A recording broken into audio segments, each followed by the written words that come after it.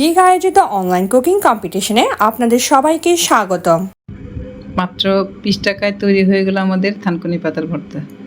আসসালামু আলাইকুম, আমি মাকসুদা মায়া বিগ অনলাইন কুকিং কম্পিটিশনে অংশগ্রহণ করছি চট্টগ্রাম থেকে।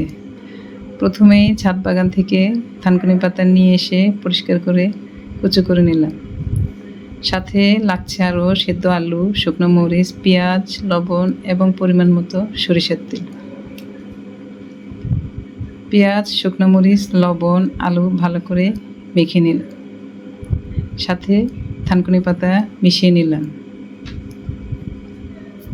এবার ভালো করে মেখে পরিমাণ মতো সরিষার তেল মেখে নিলেই তৈরি হয়ে গেল আমার সুন্দর থানকুনি পাতার ভর্তা।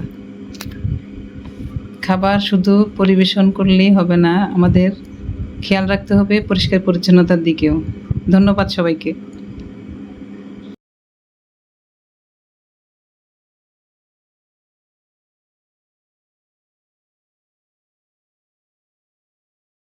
প্রতিযোগীদের তৈরি সুন্দর সুন্দর রান্নার রেসিপি পেতে আমাদের চ্যানেলটি এখনই সাবস্ক্রাইব করুন।